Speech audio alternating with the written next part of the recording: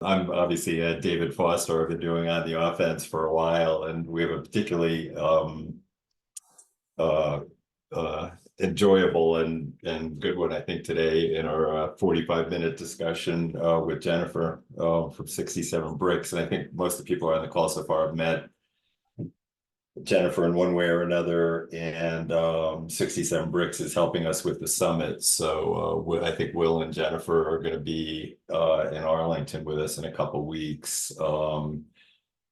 So 67 Bricks has been hugely helpful to Renewed overall, but uh, uh, Jennifer's also trying to solve problems for lots of other information industry and publishing clients. So she's got an extraordinary amount of background. Um, and I should mention you're doing a panel on this at the summit also. Right. So a little more specifically, but today we kind of wanted to dive down on one particular area, which is around the sort of generative AI, large language model area, because I think a lot of the Renewed members are actively working on projects in this area. And in a discussion I had with Jennifer earlier, she pointed out that how impactful it is and how difficult it is as you start to make this change into applying generative AI. And I think you also said if you don't do it now, you're going to be in serious trouble. I think Will said you won't be around in 10 years. So Exactly. Yes. there's some urgency here. So um, I'd say there's so many things going on with AI, but to me at least, the revenue generating possibilities of AI are the most compelling. Obviously, I'm an entrepreneur. Most of us on this call are. We all want to grow our businesses.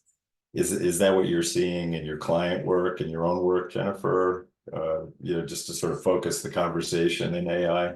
Yeah, I think that's right. So people come to us with either kind of revenue generation or cost saving in the back office in mind. And I would just open by saying that I don't think information businesses are going to continue to survive and thrive just by iteratively saving costs on legacy processes and legacy outcomes and legacy products. There's a major shift at play here. So we have to be thinking about AI as a growth driver and not just a cost saver. And you're absolutely right. I do worry, and I am on record for saying that if we don't, a lot of specialist information businesses will not be with us in 5 to 10 years' time. Yeah. And I'd urge people who might disagree with me or think, oh, here she is, what does she know? To really think about what people are using generative AI for. So it's surfacing insights from content and data. It's helping people to learn, to find answers, to create content, to kind of pull together trusted information. This is Renewed members' territory, right? Yeah. Yeah. So I think we need to be on the front foot here. This webinar is called On the Offense. I think we need to be thinking about how we leverage the expertise, the brands that we already have, the communities, the domain experiences, in order to be on the offense, right? Yeah. Thank you. That's a very literary quote already. Yeah. Uh, and I feel like among my friends in the Renewed community, many of whom are here, I think as late as maybe January this year, there was still a fair amount of conservative thinking, I think, around this. But my sense is most of the discussions I'm having now are in that this is a tool we're going to use to Mm. drive us forward. The obviously Jennifer, the point you made that caught my attention the most as far as the strategic taking advantage of this strategic opportunity we have, this technology that sort of changes everything. Could you just sort of describe what you've said and written for everyone here about the switch from getting 2,000 URLs out of Google search Mm, to the prompt, you know, the user interface yeah. being prompt. So yeah, Yes, so I think one thing that's probably changed from 15 months ago is now that I'm going to assume that everyone on the call has experienced that and has had a play around. And what I'm predicting is just that the sheer ubiquity of that kind of interaction is going to move user demands on quite rapidly.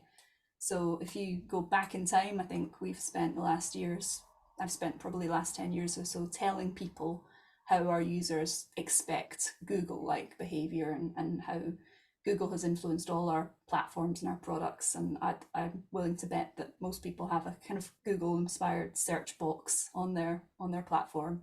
It's just what we do.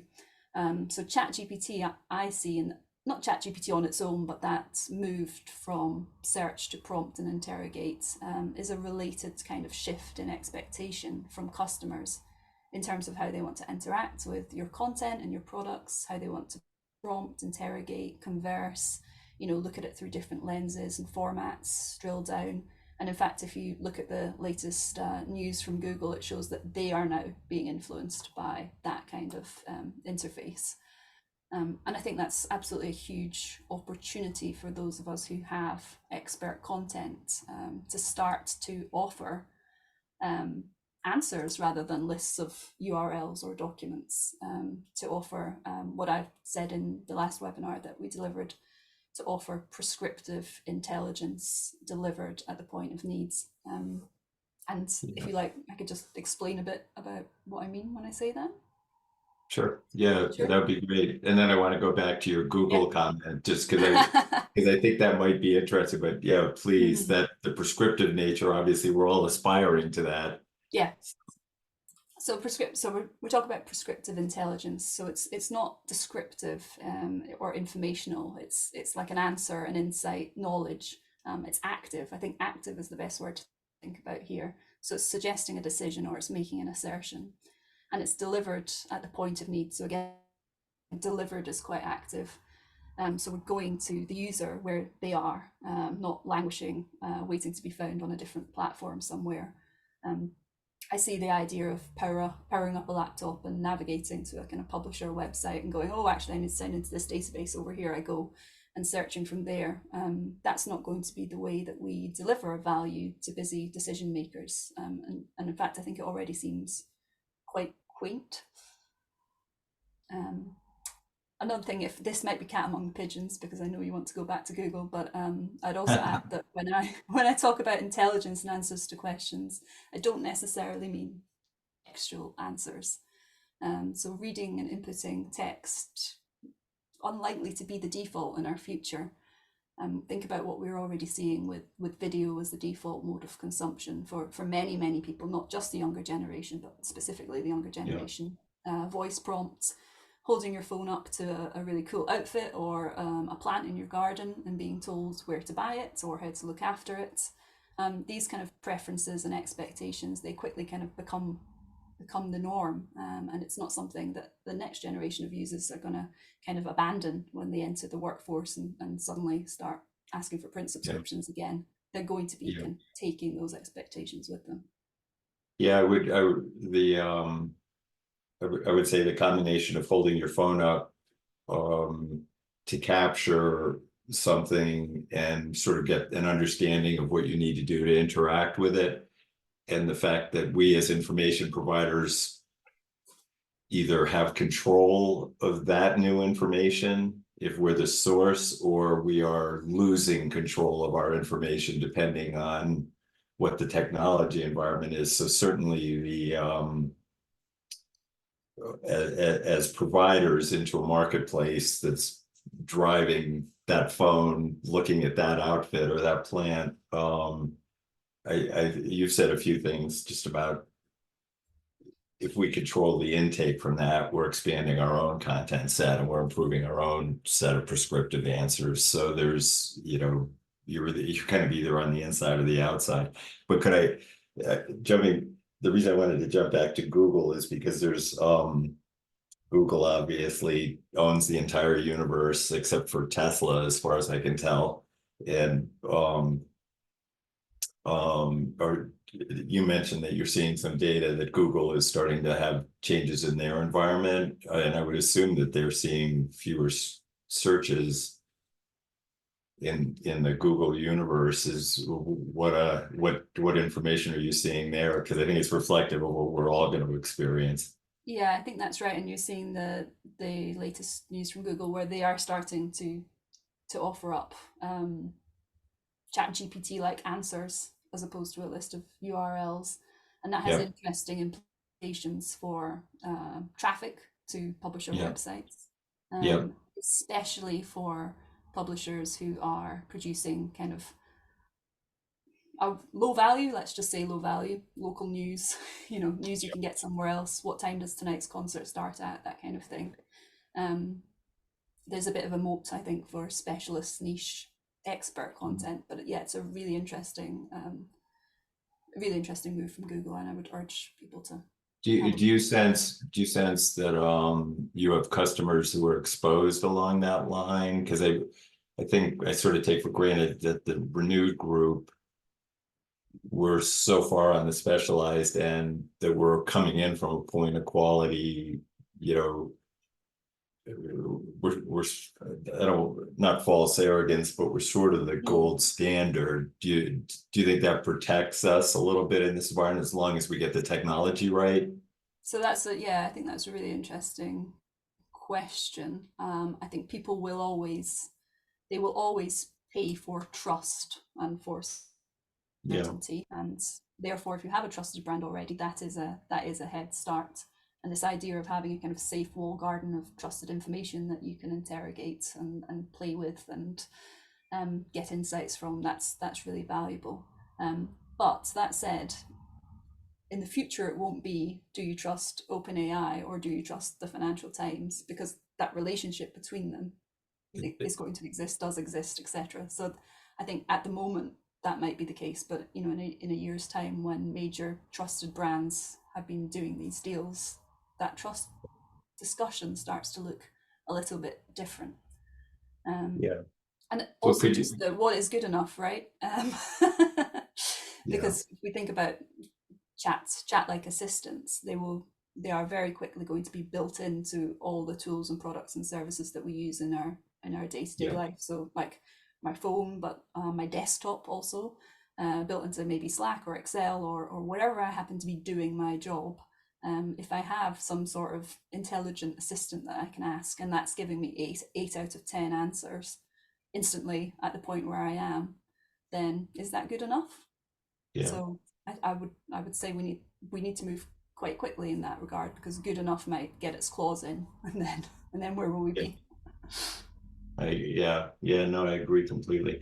Well, the implications of this, the main thing I wanted to discuss before we open up are like all of us have our sort of own independent structures of delivering content to our markets, our go-to-market strategies and things like that. But uh, we had a great setup call about this, the fact that if you consider this move from search engine optimization, as Ed said in the chat, to prescriptive to the answer. Mm, You're switching from information to the answer. Almost every part of our business has to look differently. So that, as you said, DFT and AI are an integrated experience. It's not one or the other.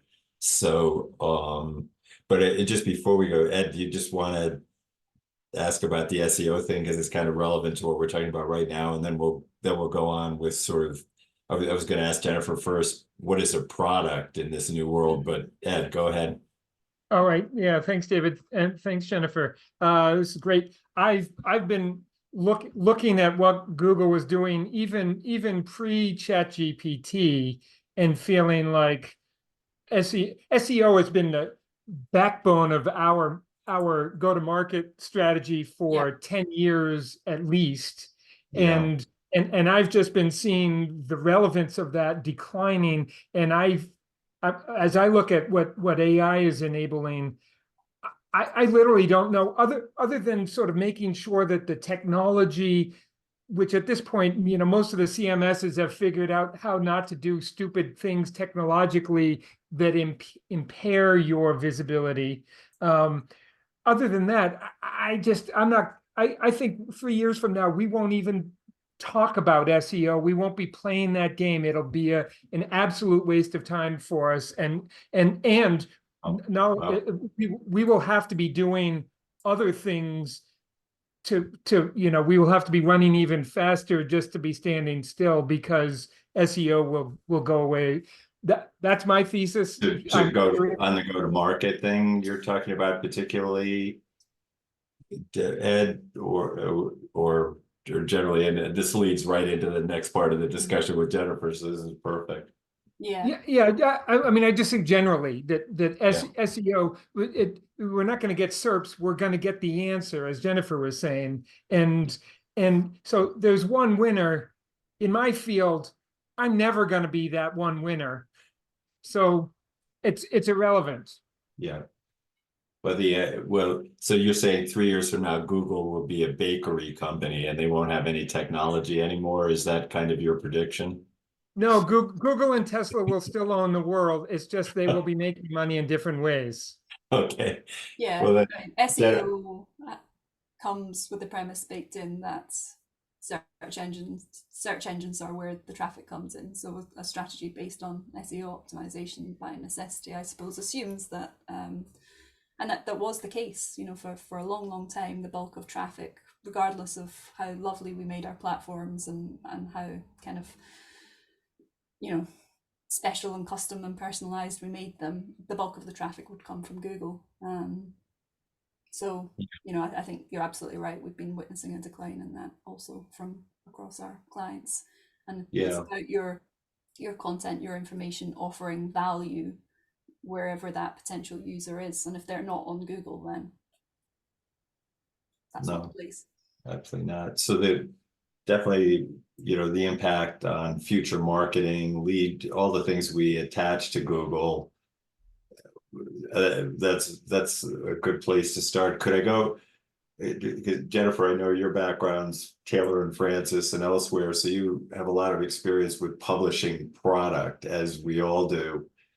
It seems to me it is, if you're making the switch to prompts, so you're getting, here's the answer, you may want to edit it, you may want to work with it, but you're getting the answer, not links to a bunch of answers.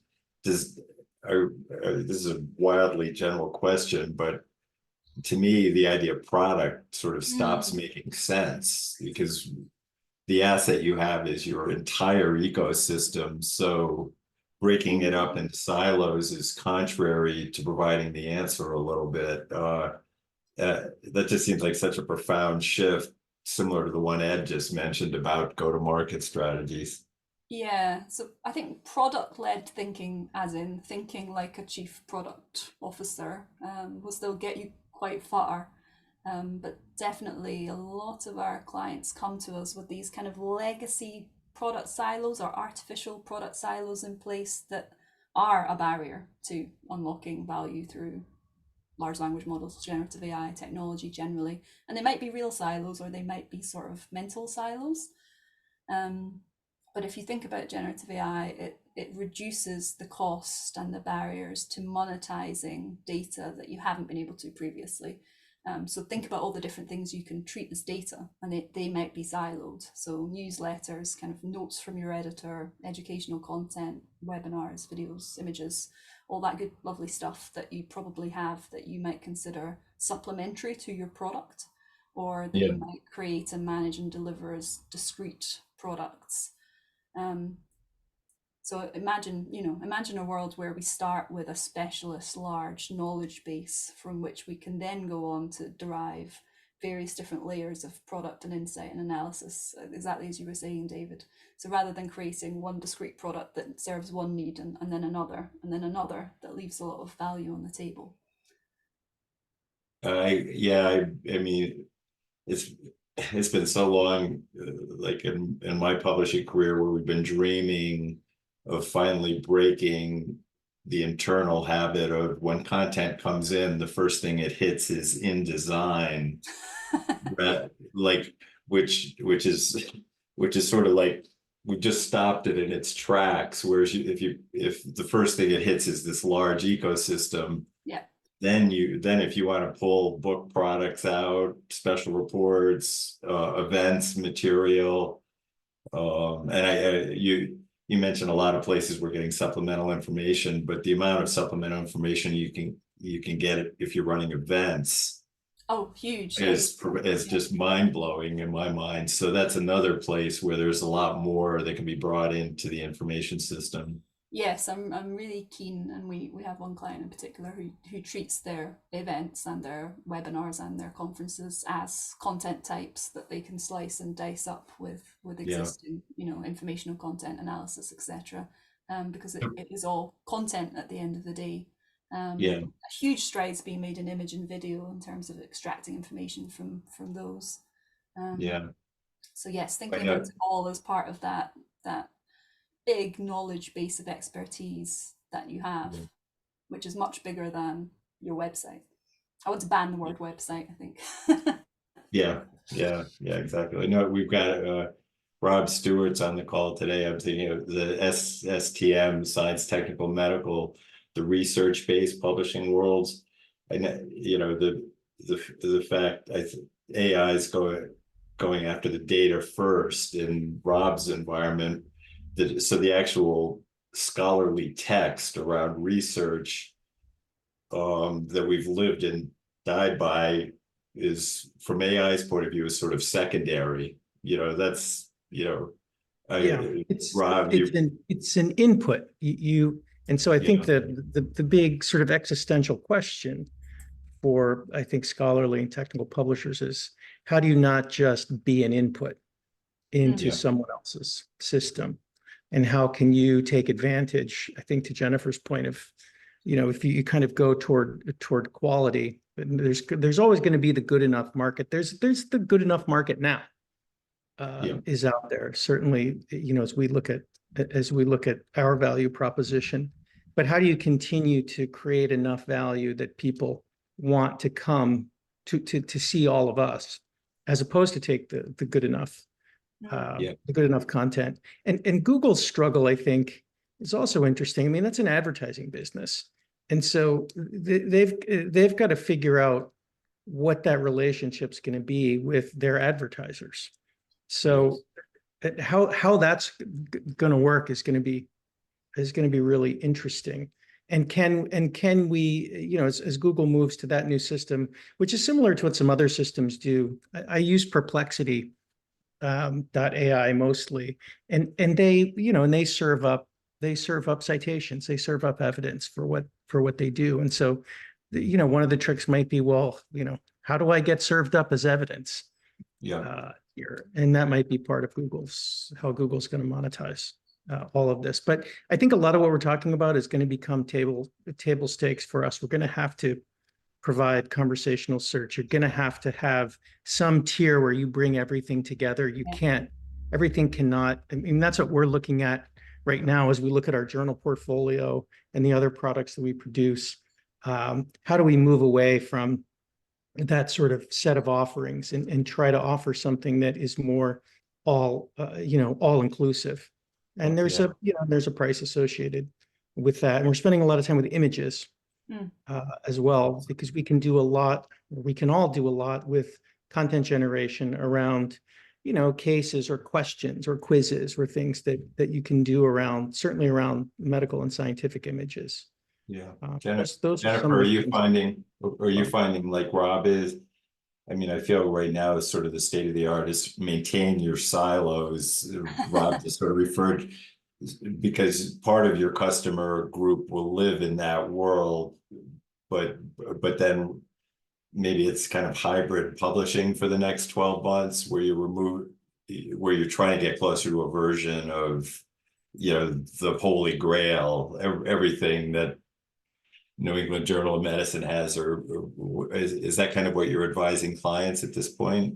I think the answer is that depends, but in the case of very specialist niche, in the case of someone who has a niche, I think that that's a better place to be in. If we talk about scholarly, that's a better place to be in probably than someone like Taylor and Francis, who's more general and does a bit of everything.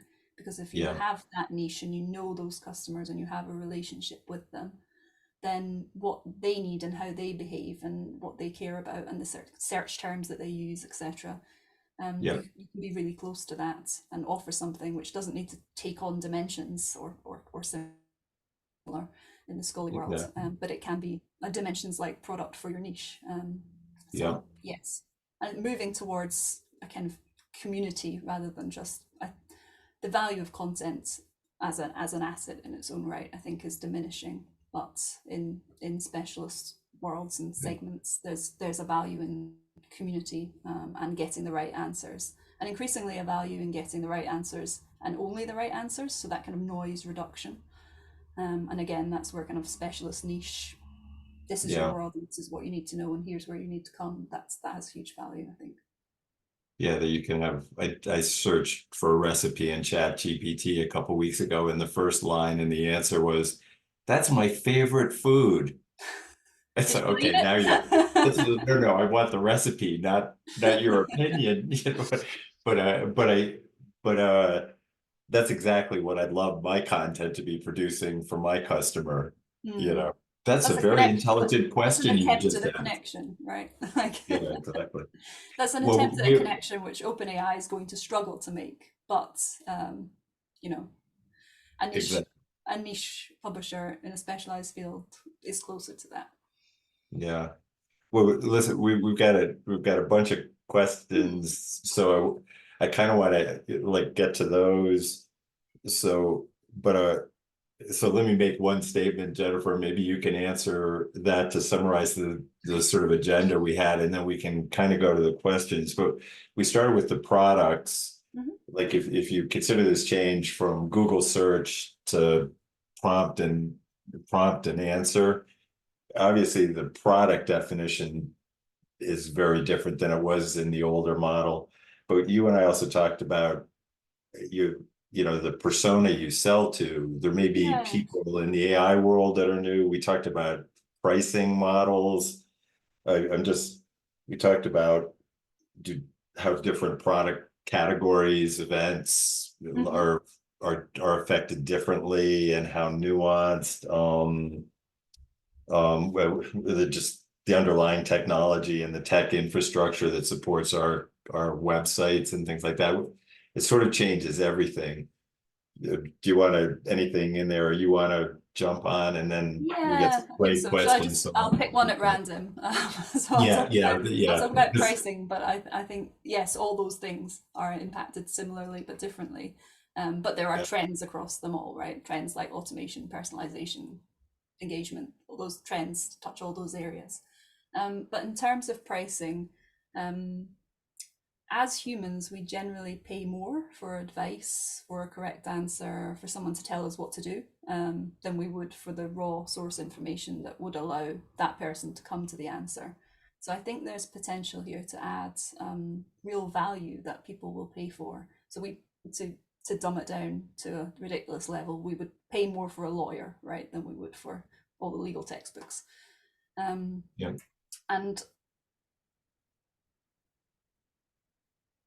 the direction of their business than a data analyst in the same company might pay to get an answer from the data faster. So I think there's an opportunity also for dynamic pricing based on the value of what we're delivering. Because potentially by delivering answers over documents, we're delivering much higher value. So that's not a threat to pricing, that's a huge opportunity. We're also reducing the noise, we talked about that, so that's something people will be willing to pay for. More streamlined user experiences, that's really sticky. I mean, I will never give up Spotify. And that's all down to user experience, right? It's got its hooks in me forever, I think. And yeah, I think we talked about that kind of walled garden, that trusted source of information in a world in which misinformation and mistrust and these kind of trends are big talking points, big concerns, especially as we head into elections. But we won't talk about that necessarily. But mistrust is a huge theme. and people will pay for trusted content. I really believe that, and I think that's, you know, a Yeah. problem for local newspapers, but it's an opportunity for people on this call.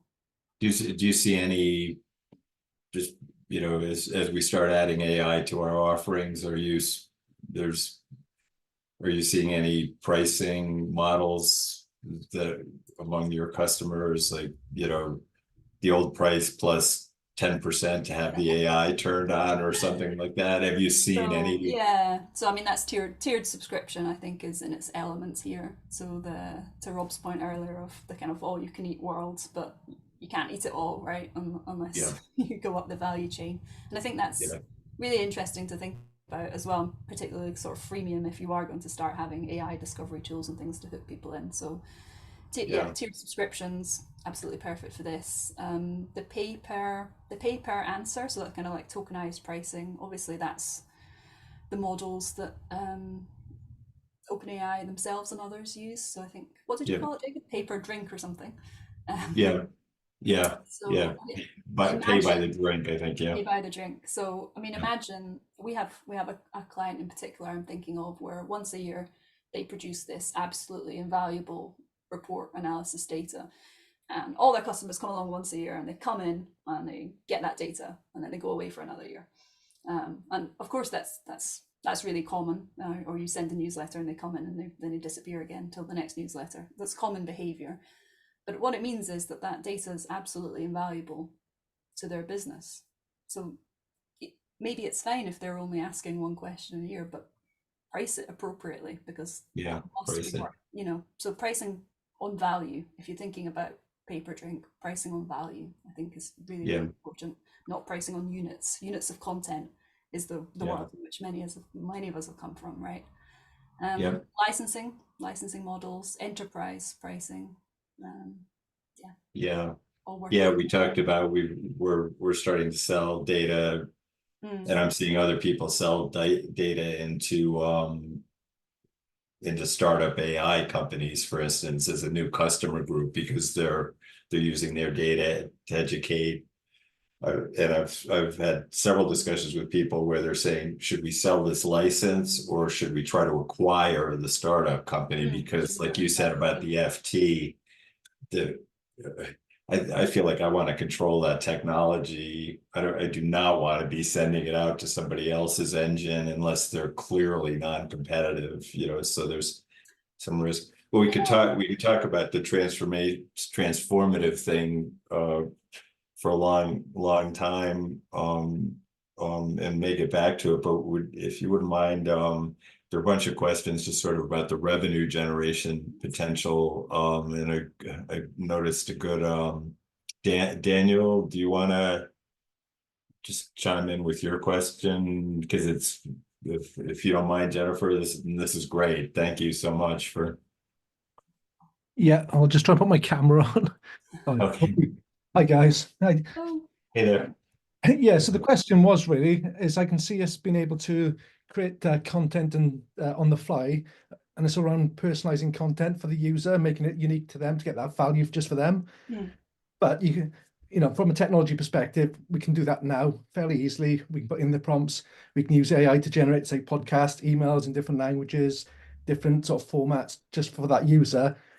But a lot of the company is editorial and not let them check the content, verify the content and trust the content. And that's going to be a huge journey for people.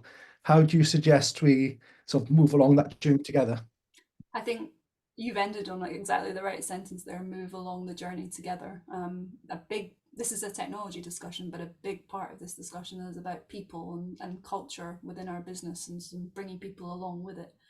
And we talk about revenue generation, but actually to feel kind of safe, a safe and low risk place to start can be in terms of improving internal efficiencies to get people kind of having a go and not so scared and being part of the journey and testing and trialing and iterating. So to your point about content, I would start by having it as an augmented content creation with the editor to help them do their jobs faster, better, to help them produce more emails, to help them focus on the really high value stuff, right? Which is their ability to edit and critique, not necessarily in the churning but in the refining. And people, you know, that's a nice thing.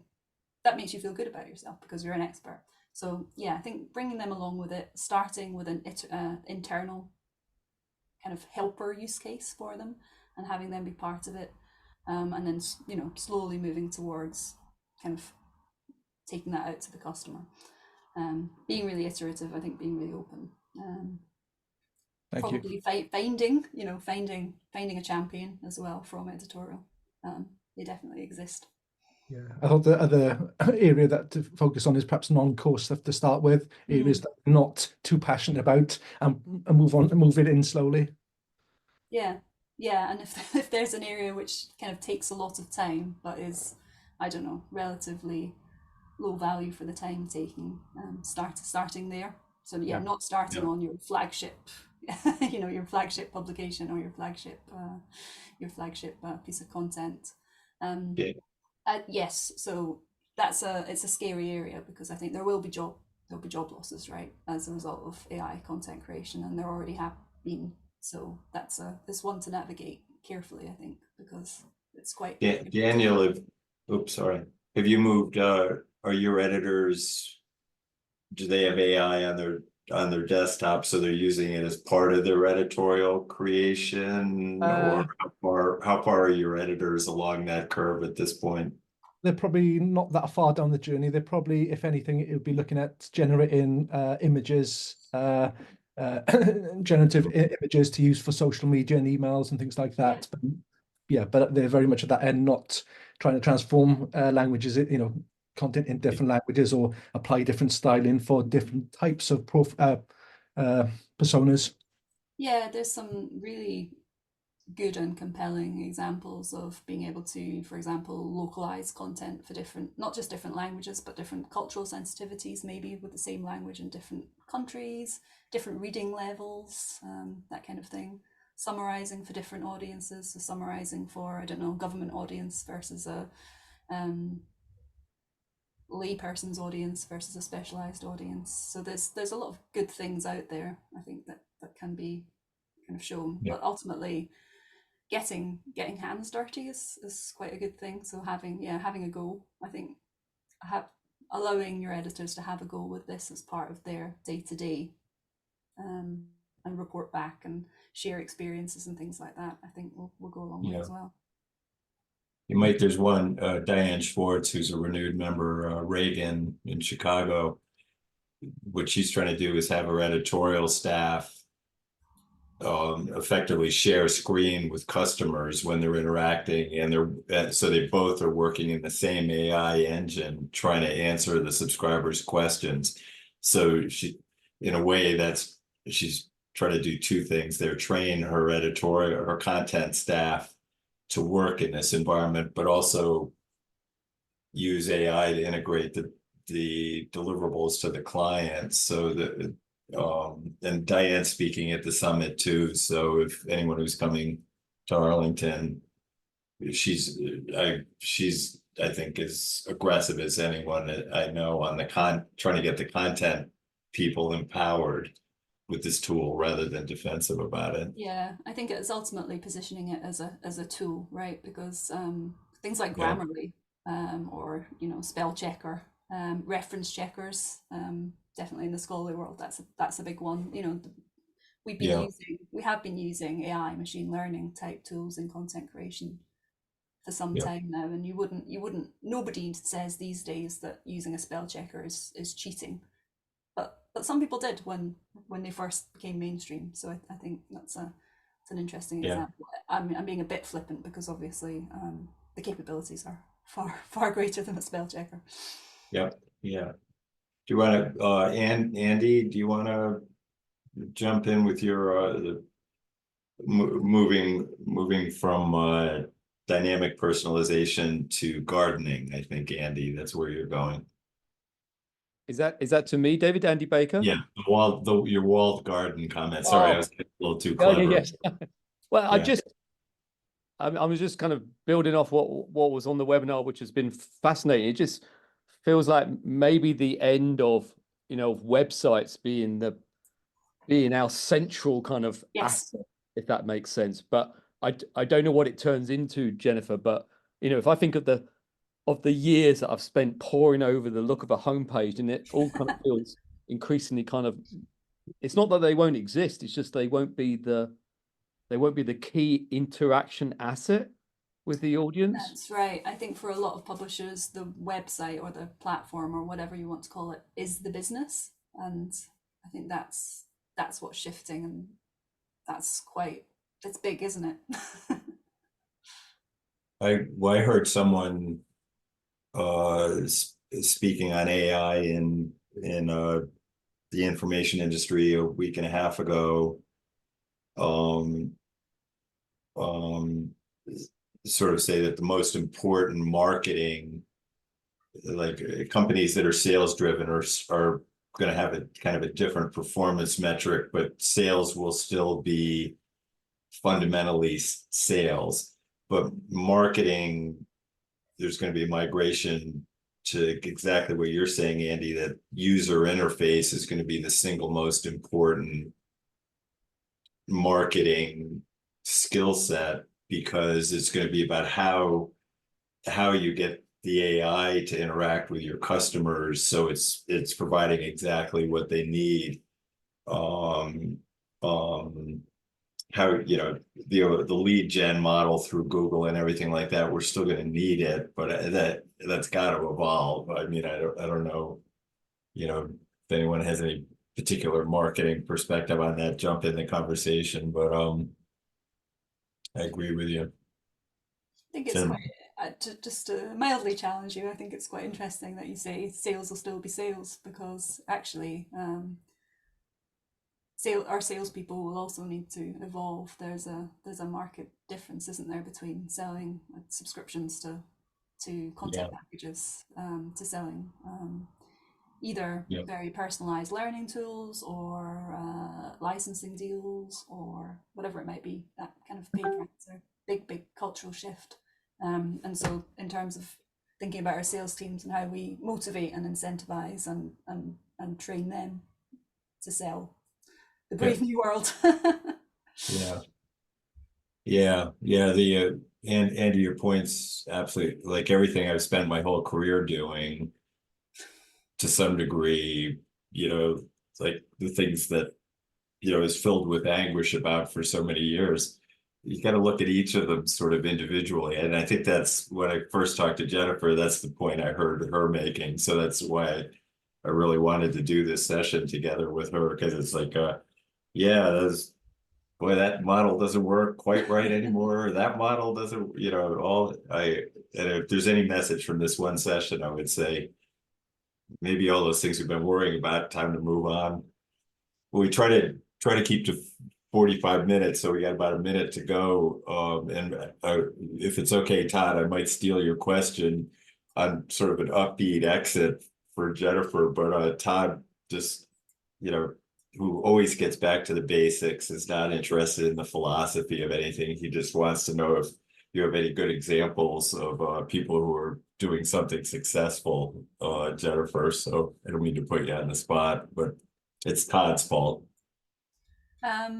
So yes, I'm wondering who I can talk about. So something in their product offerings.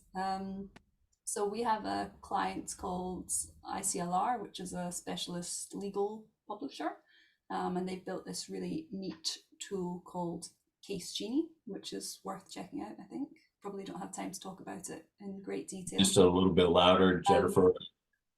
So they've built this really cool tool called Case Genie, and this is about increasing the value of their service to existing customers, but it's also allowed them to attract new types of customers. And what that allows their users who might be legal people making an argument, preparing to make an argument in court, or they might be students, what that allows them to do is to kind of find content based on the task at hand. So they're not having to kind of search in keywords. So if you know about the legal world, precedent really matters. So you might be in London working on this case, which involves company X, but there might be a sort of unreported case in Manchester that's actually really relevant, but you don't know about it, so you don't know how to search for it. So that tool uses AI to kind of match the two and help you find the unknown unknowns. So that's a nice example. I have a few other examples, but yeah, maybe I can follow up offline. Yeah, Todd, hopefully that's a good start. And if you're coming, it may be a good way to end. Jennifer, I realize, you know, this discussion is a little more philosophical than some of the other more pragmatic ones you're having all the time. But you know, I have to say, you and Will and the other people from 67 Bricks, the discussions I've had with you about sort of analyzing the structures of our businesses and understanding what the transformative moments are, you're really good at that. And I'm glad you're going to be in, you know, Arlington with all of us. So, you know, we can keep the conversation going. I really appreciate you taking the time to do this. No, thanks. It's been good. I mean, I like the philosophical side of it. I'm a philosophy graduate actually, so the philosophical side of it is good. Yeah. But actually, I think it's important that we don't, you know, we don't get stuck in the philosophical side of it, and we do have ways that we can move forward and think about this and start to plan and roadmap. Yeah. Well, yeah. Oh, it's now that I know you're a philosophical model, we could have gone way out into the edges of the solar system on this discussion, but we're pretty practical by comparison. So anyway, really nice. I look forward to seeing you and many of you in just a few weeks for our annual get together. And please, as I said, Jennifer and Will, is anybody else from 67 Bricks going to be there, or is it just you two? I think it's me and Will. Yeah. Okay. Well, you can track the two of them down when you're there if you want to continue this philosophical discussion. And to everybody else, it's really nice to see you all. Thanks for showing up. Have a great day and good luck. So Thank you. Oh, and there's a Thank you great, so much. great reference from Rob put up that I saw that article too, Rob, just in the chat. The on discourse article is really interesting. So take a note of that before you check out. Definitely worth a read. Yeah. Thanks for throwing that up there. Good suggestion. Okay, everybody, have a great day. Really nice to be here. Bye-bye. Thanks.